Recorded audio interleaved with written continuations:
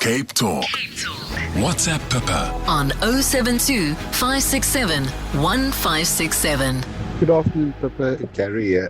I couldn't help comment on your cell phone free zones. About 10 years ago, maybe more, my wife and I decided that when we go on date nights, we leave our phones at home and then we end up talking to each other. Nice. Our kids think we are weird because when we have family dinners, we are the only ones at the table without cell phones. No, you're not, Gary.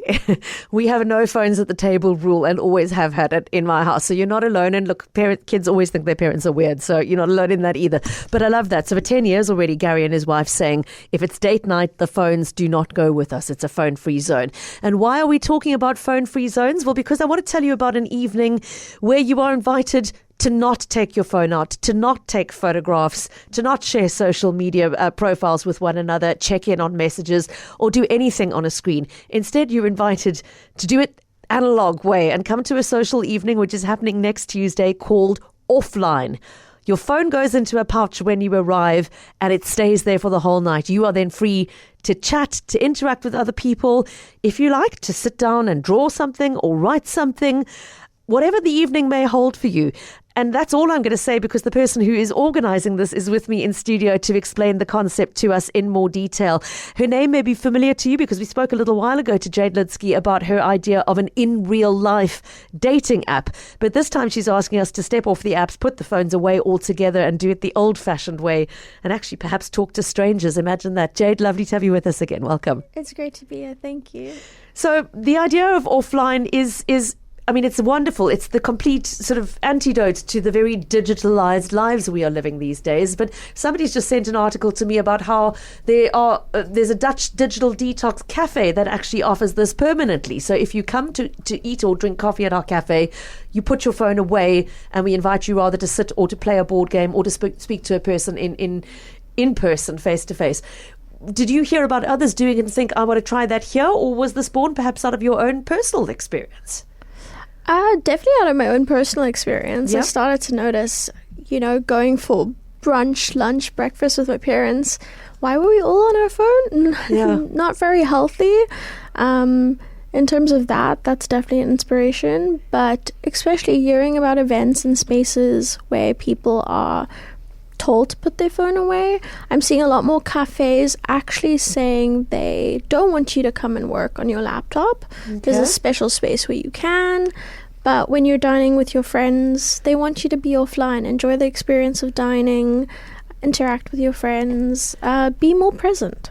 I mean, that's the bottom line. We had a great voice note earlier on from somebody who's with kids at school who said the principal sent a message to parents saying it's the concert tonight. Please don't film it. Come and be present. Watch your kids with your own eyes, not through the lens of the phone. That's what they want from you.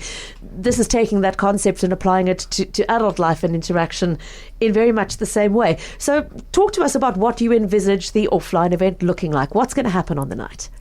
So on the night, anyone's welcome. It's a free event. I didn't want to make it charged because I really want to promote community that's accessible. Mm-hmm. We're going to have some cool activity tables. So we'll have a zine table, a writer's table, and a hot topics table, which will be fun. A little bit of debating going on. Okay.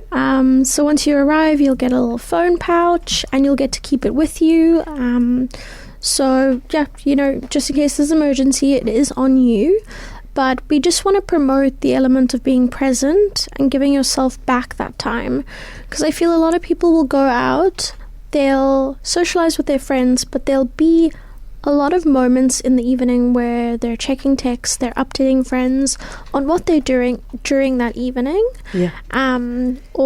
Many people at concerts, they're watching the show through their phone. Yeah. Or they're making content for their social media. So it's like you're curating a life that's online to showcase people what you're doing, but are you really presently living it in the moment? Maybe not so much. So you're effectively inviting people to curate an offline life and just come and live it and don't worry about broadcasting it to anybody, sharing it with anybody else other than the people who are in the room with you. Yes.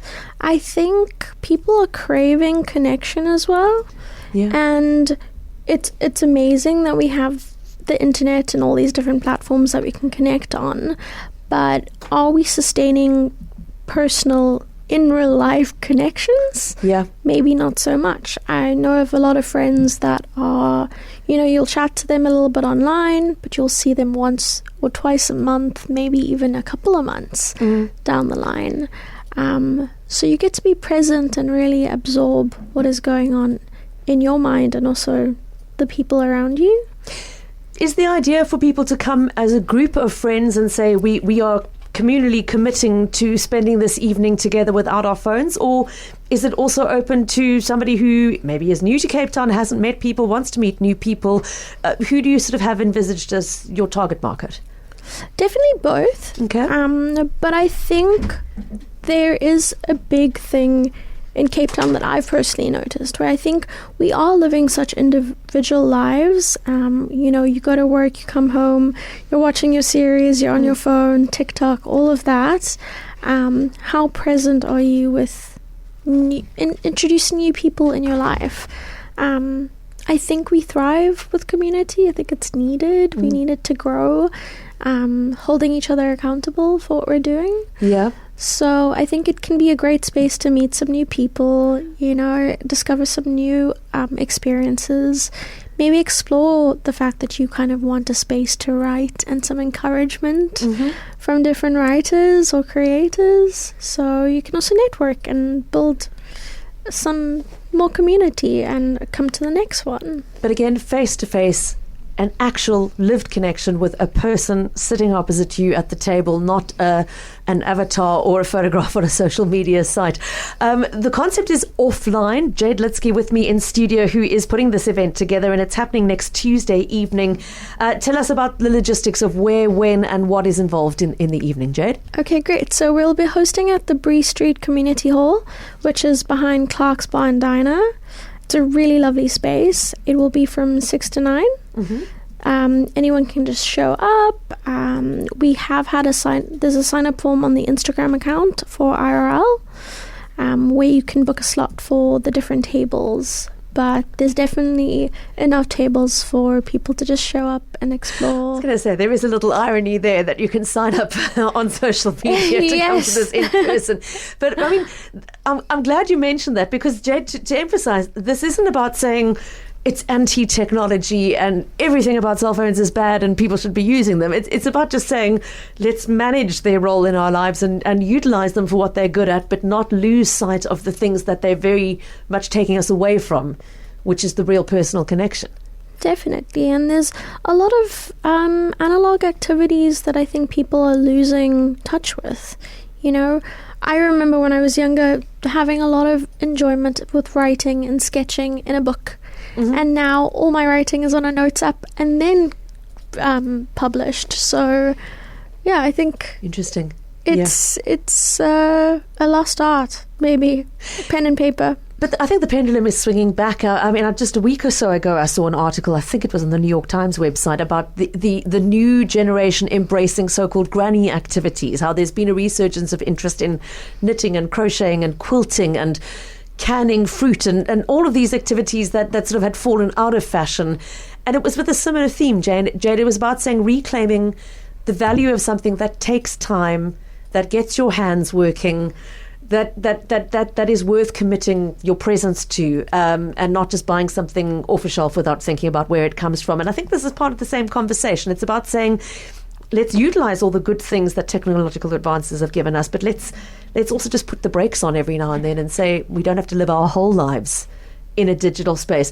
What would you consider a successful outcome for the first edition of Offline? What does that night look like if you imagine it going perfectly? That people maybe adopt the idea of putting their phone away for a couple hours every day or once or twice a week. I think, just a little bit of a mindset shift for everyone to claim back some solo time offline. Okay. solo time or mingling time if you want it to be more social. It's up to you entirely. It is called Offline. It's happening next Tuesday, the 25th of August from 6 to 9 p.m. at the Breer Street Community Hall, which is just behind Clark's, if you need a landmark. And as Jade's mentioned, there's no entrance fee, but Jade, do bring along a wallet because you can buy food and drinks on site. Is that right? Yes, definitely. Okay. Clark's is a great spot for that. And then just somebody asking about the nature of, you said putting your phone in a pouch. Is that like an actual Faraday pouch that blocks signal, or is it just a sort of a bag for the phone? It's just sort of just a bag for your phone. Okay. It's not going to sort of cut your signal or anything like that. Okay, so for that, I used the example at the very start of the show of the guy next to me in the theatre the other night who had his phone in his lap the whole time. And I said, I'll be generous and allow for the possibility that maybe his wife was 8 3/4 months pregnant. And he needed it on in case that phone call came. So you can, if you're in that position, the phone will still be with you. You're just being encouraged not to take it out and look at it, but rather embrace the in-person, face-to-face activity. And whether you want that to be finding a writing table, a drawing table, a sketching table, or just a table where you can chat to other people about other things, it's entirely up to you. Go alone, go in a group, take your partner with you or not. It's entirely up to you. Jade, I hope it's going to be a huge success. I think the world needs more of this, moments of pause to say, put the phones down, put the devices down, switch off from the online world, and remember to live life in real life as well. So I think it's great that somebody like yourself, who's of a younger generation, is promoting that concept and trying to make it real for people. I hope it's a huge success. Thank you so much. Yeah. Really lovely to have you with us this afternoon. Jade Ludski is the founder of the In Real Life dating app, if you want to look for our previous conversation. But for today's purposes, Offline, an analog social evening happening next Tuesday between 6 and 9.